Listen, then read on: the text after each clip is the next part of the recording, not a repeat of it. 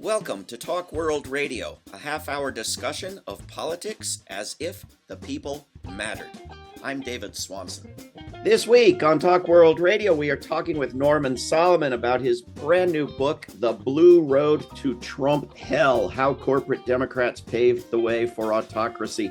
The book is free online at BlueRoad.info. It includes wonderful cartoons by Matt Wuerker.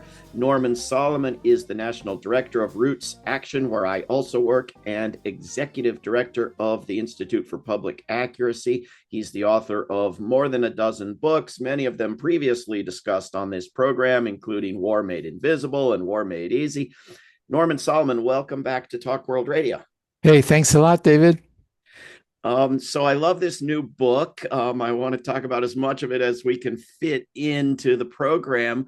But I'm remarking at the fact that this book is columns that you wrote in real time over the past several years, and you haven't edited them to fix mistakes and bad predictions, and yet they still hold up. And I can't think of a single corporate media outlet where you could do anything similar, where you could go back and show past articles or op-eds or programming and not have it be, shameful and ridiculous. Am I right?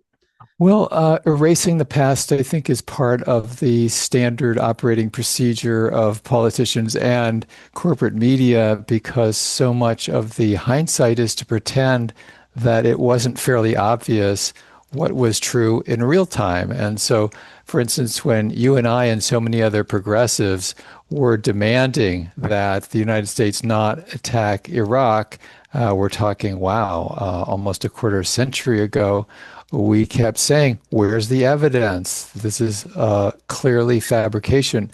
And now, after it became clear that the war was not even in establishment terms a good idea per se, although the weapons manufacturers kept making a killing, then it was this myth that, everybody thought at the time. And so if we look at the current era of political machinations, just as with the weapons of mass destruction myth that was used to supposedly justify the invasion of Iraq, we have all sorts of myths like, everybody knew that Hillary Clinton could have beat Trump, and there was nobody warning, or very few people who mattered were warning that when you have a corporate flack who's taking six figures for one Wall Street speech, maybe that candidate for president isn't actually going to be convincing as a champion of the working class. So, we can walk through so many things that have happened in the last 10 years, large and not so large, where hindsight now is basically an Orwellian rewriting of history from corporate media. And as you're alluding to, David, if we just go back and frozen in amber what many activists and progressive journalists were saying at the time, then it demystifies the whole train of history that we're on.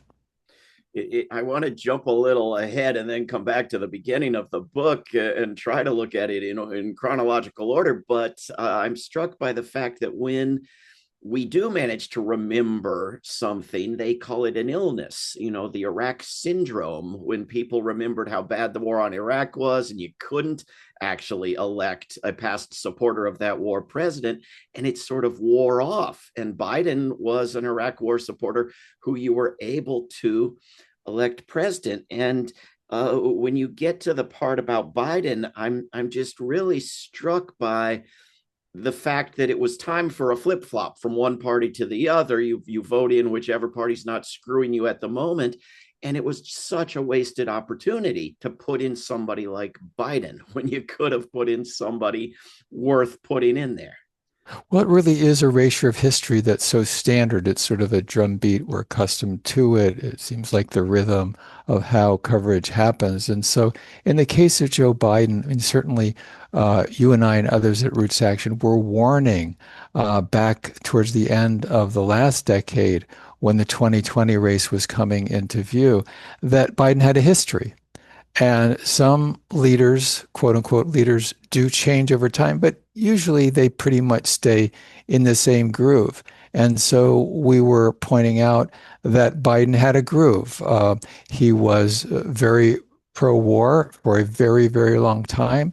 He was working avowedly and thanking segregationist senators for fighting busing for racial integration. He was very much an advocate of beefing up the prison industrial complex with billions of dollars to throw low income, disproportionately people of color into prisons for a long time.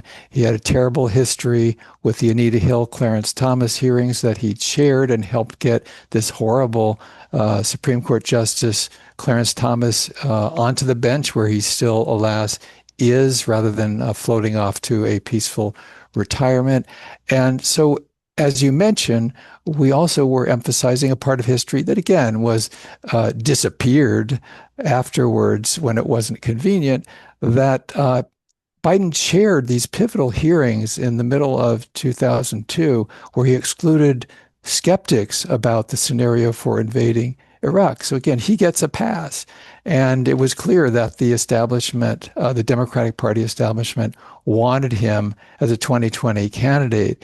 And I have a piece in the Blue Road to Trump Hell where there's a rather wry headline that the blue chip investments on Biden perhaps were not panning out.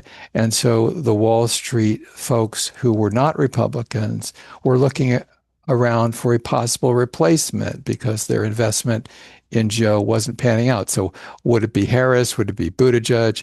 Then thanks to James Clyburn, the power broker in South Carolina, when Joe Biden's campaign was resuscitated after a fifth place, 8% finish in the New Hampshire primary in early 2020. Then, so Biden's candidacy was resuscitated, and the rest is history. I have a piece in there, and as you know, I didn't revise for hindsight.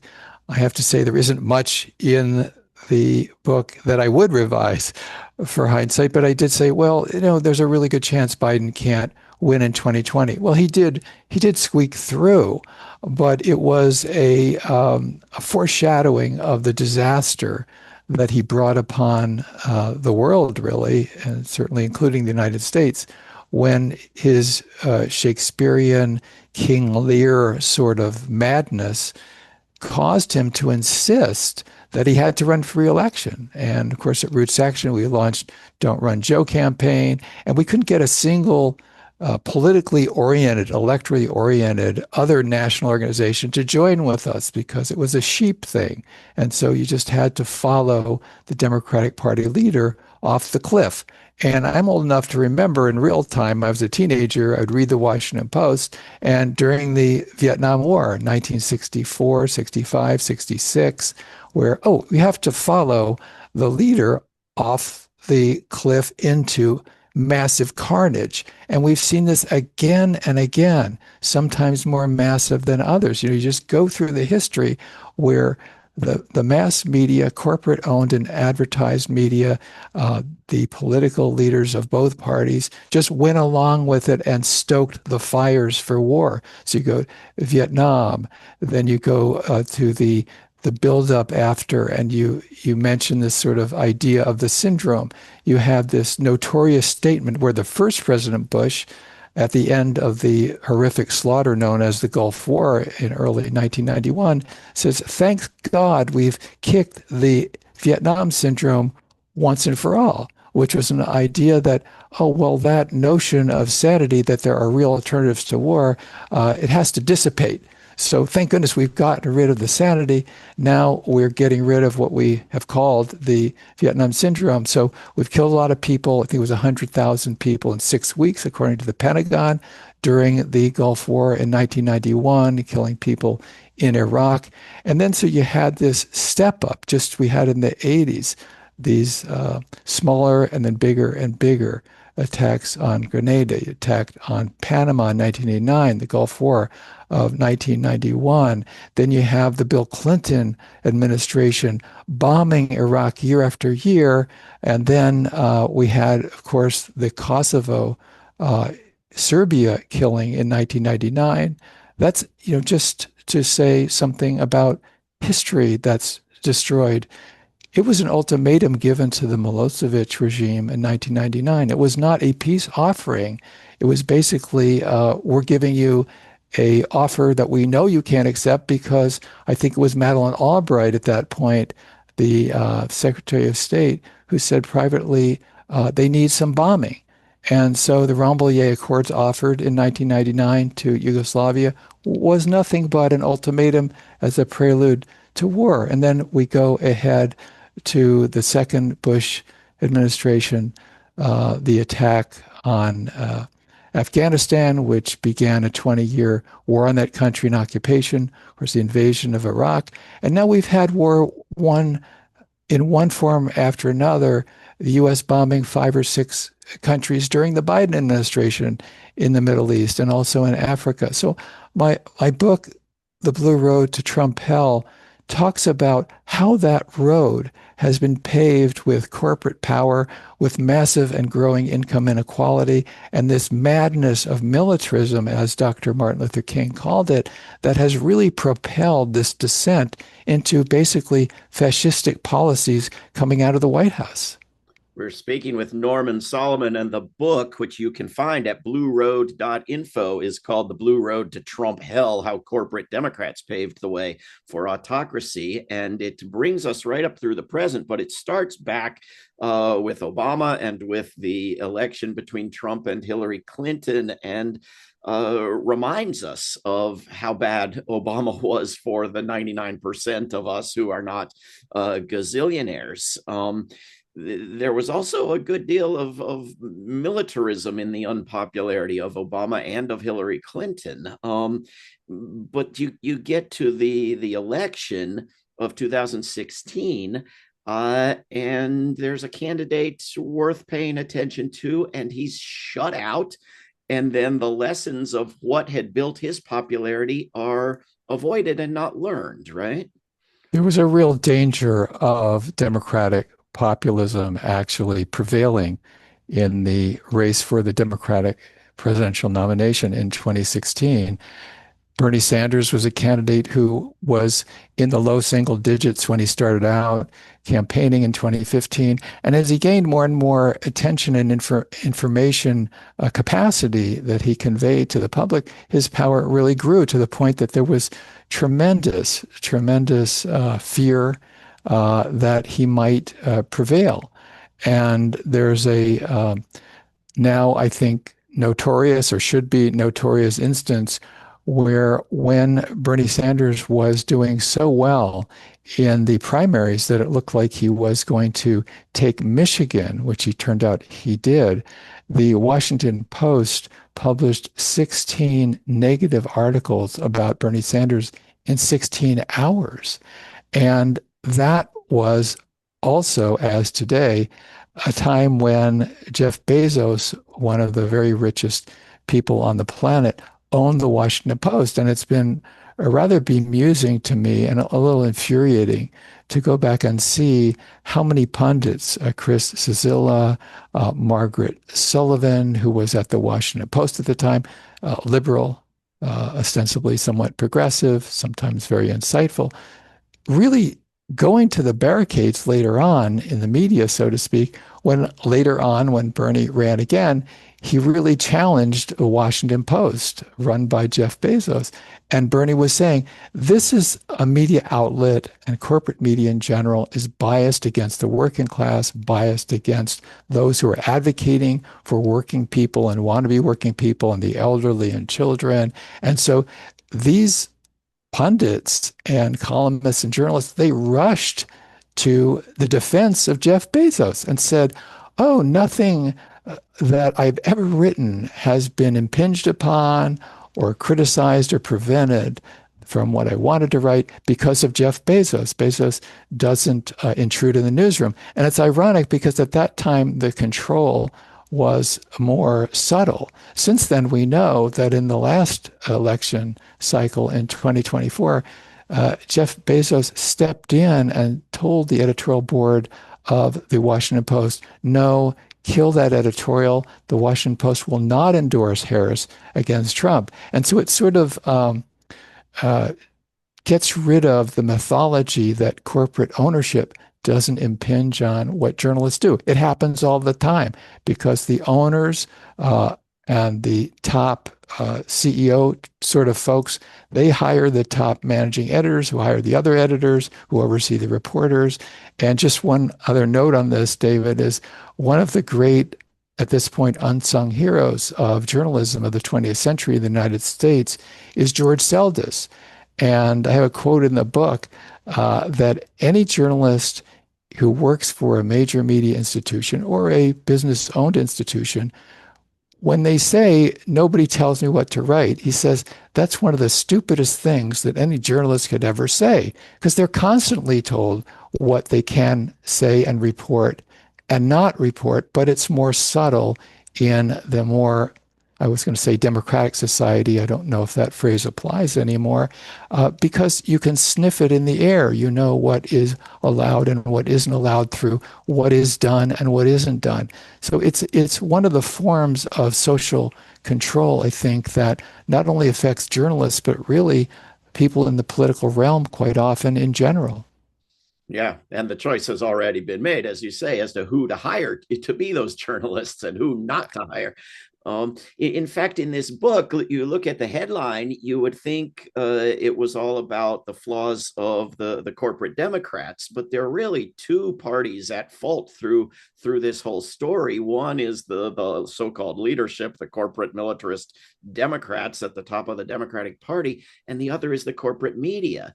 And I wonder if you could talk a little bit about the relationship between those two villains in this saga. Yeah, it really plays out very dramatically in terms of what happens in Congress and Capitol Hill, because the people who are in legislative power just routinely take their cues from corporate dominated media. And I include their NPR, PBS, supposed public broadcasting and media outlets. They get a lot of their funding from the business sectors and so forth. And so you got elected officials largely taking their cues about what is possible and no, this is not an Overton window. This is not feasible because I read it in the New York Times, the Washington Post, and heard it in mass media all the time. And then vice versa, the corporate media folks are taking their cues from the elected officials. So they're in this sort of constrained and often in a war context, macabre dance with each other. And they're using each other as points of reference. And of course, both sectors are getting huge money from the donors, the investors, and so forth from corporate America.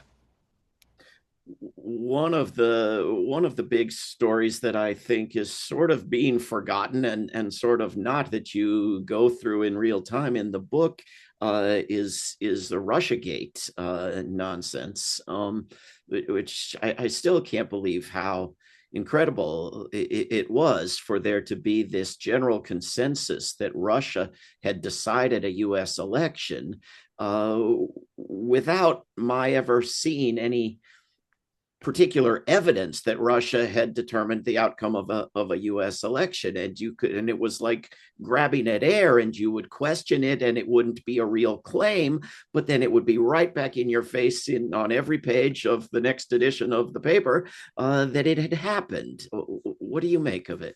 One of the key aspects that was almost never talked about in mass media is how the Russiagate supposed scandal really served the interests of corporate Democrats. There's a book called Shattered by a couple of mainstream journalists about the Hillary Clinton campaign of 2016.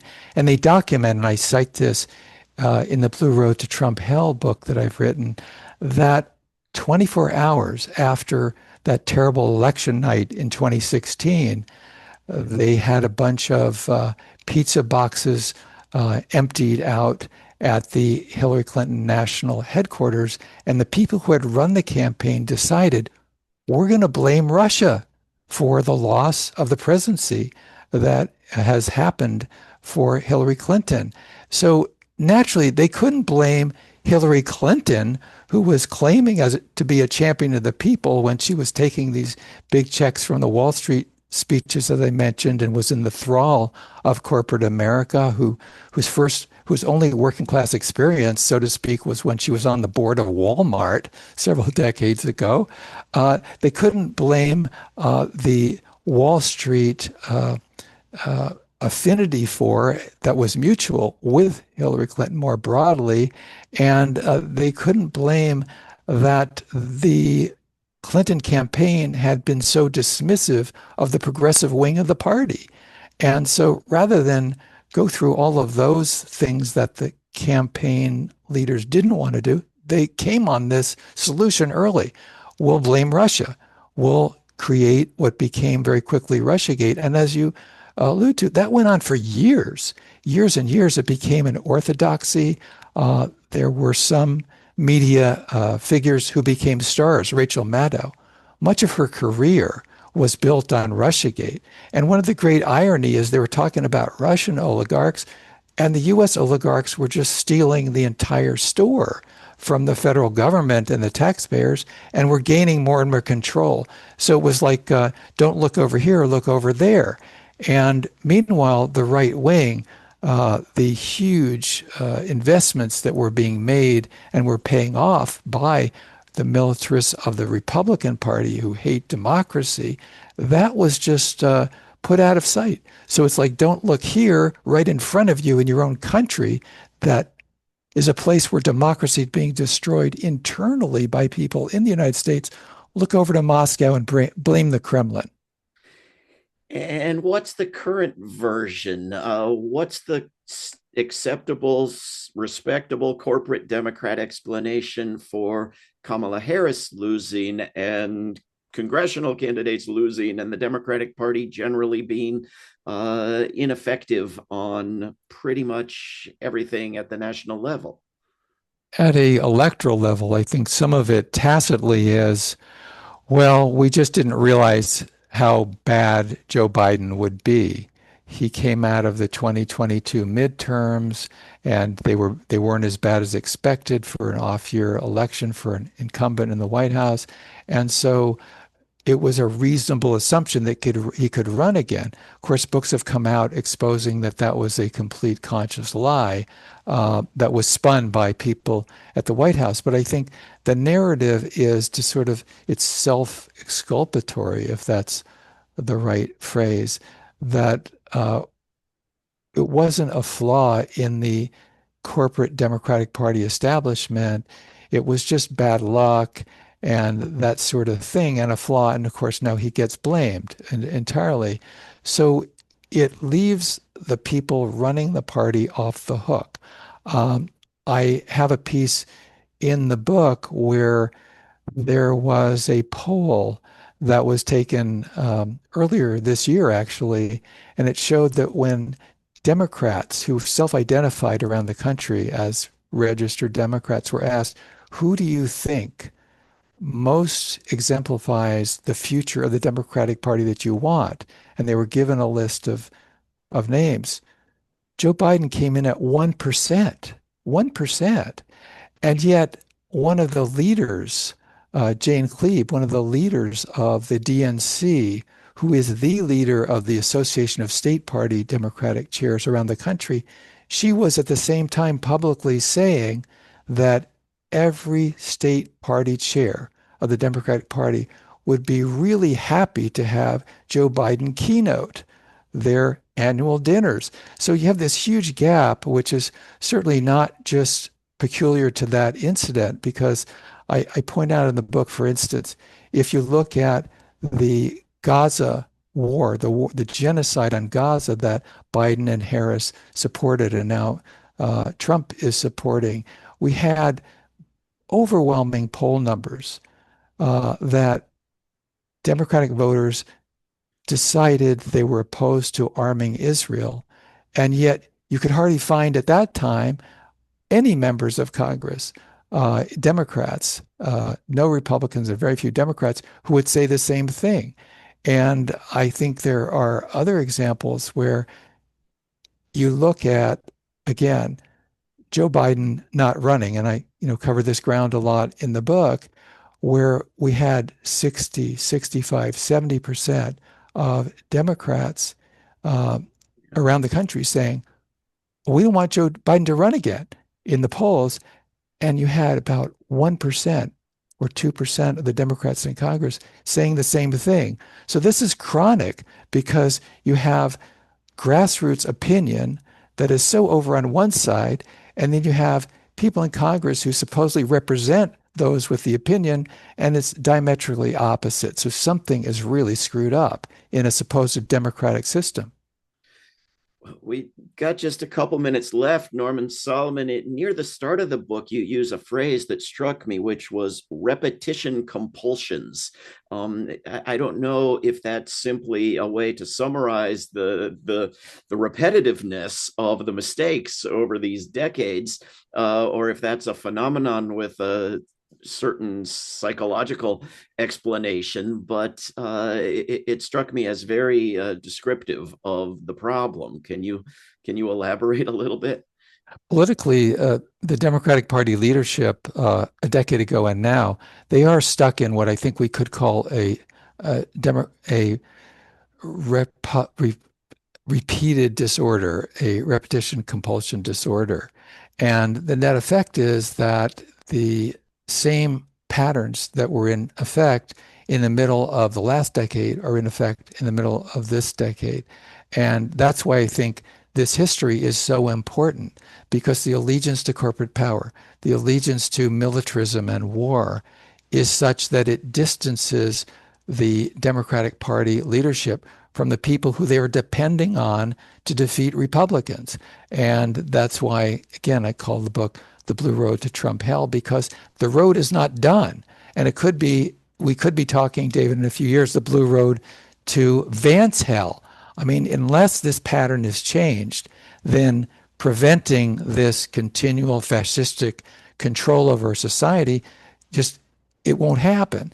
So I think a logical question that some of our listeners might have is, well, Trump is so terrible, which he is. So why are you talking about the Democratic Party, talking them down? It's because if we don't change the way the Democratic Party functions, then that simply will continue to enable these fascists to gain more and more power. Indeed. And if we have elections and we have honest elections and the trends continue as they are and everybody tries to throw the bums out by picking the other team, you're going to get Democrats in power. And if they follow the course we've seen in this book, you're going to get Democrats in power who don't do anything for anybody. And pretty soon you're going to have worse than Trump. So these are lessons to learn. I wish we could go on for hours, but the book is freely available to all at the website, which is BlueRoad.info. There is also a newly published autopsy on the Kamala Harris Donald Trump election at the top of RootsAction.org, where Norman Solomon is the national director. Norman, thanks for all of your books and everything you're doing, and for coming on Talk World Radio. Thanks a lot, David, for all your work, including Talk World Radio. This is Talk World Radio. I'm David Swanson. Take action at RootsAction.org. Help end war at WorldBeyondWar.org. Read or listen to today's Peace Almanac entry at peacealmanac.org. All past shows can be heard at talkworldradio.org. Talk World Radio is produced in Charlottesville, Virginia, and syndicated by Pacifica Network. There is no way to peace. Peace is the way.